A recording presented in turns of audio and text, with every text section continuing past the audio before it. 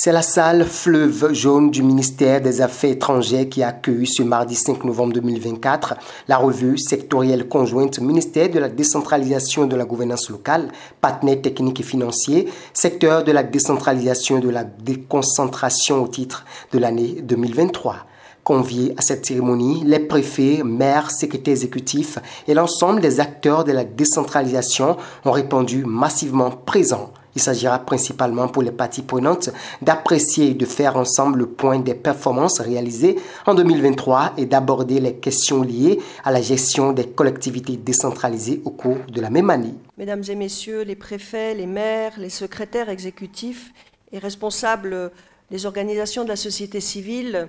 je voudrais saluer votre présence et le rôle très important joué par vos interventions au niveau de vos territoires respectifs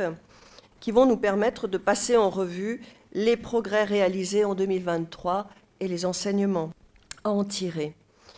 L'atelier de ce jour permettra aux participants et aux participantes de prendre connaissance et d'apprécier ensemble les performances enregistrées en 2023 en matière de gouvernance et de mobilisation de ressources,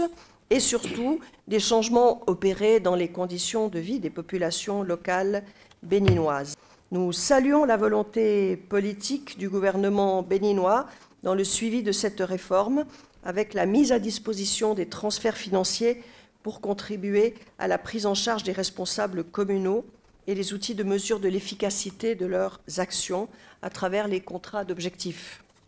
Nous saluons également les progrès enregistrés qui sont des évolutions positives, par exemple dans le cadre de la mobilisation de ressources propres.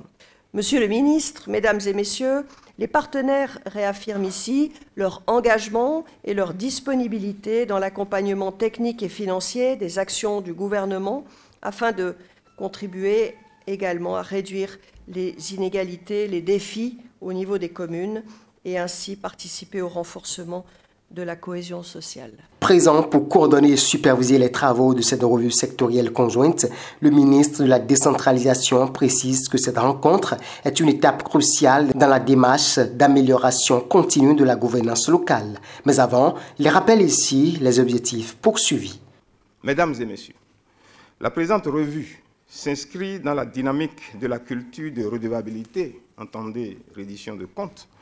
à laquelle nous attachons tous une importance cruciale, avec pour finalité la capitalisation des acquis pour de meilleures performances dans le secteur de la décentralisation et de la déconcentration, dans un esprit d'apprentissage mutuel et de complémentarité. Elle constitue donc, à n'en point douter, une étape décisive dans notre démarche d'amélioration continue de la gouvernance locale et de la délivrance de services publics locaux de meilleure qualité aux communautés à la base. À cet effet, elle offre l'opportunité d'une mobilisation de toutes les parties prenantes du secteur autour d'une même table pour, de façon participative et dans un esprit de concertation, analyser la pertinence des actions menées, évaluer leurs avancées, apprécier les effets des différentes interventions, tout comme les défis rencontrés et explorer de nouvelles pistes susceptibles de nous permettre de renforcer et d'enraciner les valeurs fondamentales de notre système de décentralisation, capable de fournir des services appropriés de proximité à tous. Mesdames et messieurs, je voudrais vivement nous convier individuellement et collectivement à prendre part activement aux travaux pour l'atteinte des objectifs assignés à cette séance de travail. C'est donc sur ces mots empreints d'exhortation et de sens de responsabilité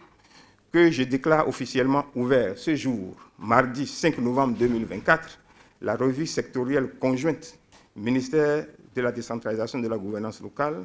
et partenaires techniques et financiers. Notons que plusieurs communications et d'autres échanges entre les parties ont meublé les travaux.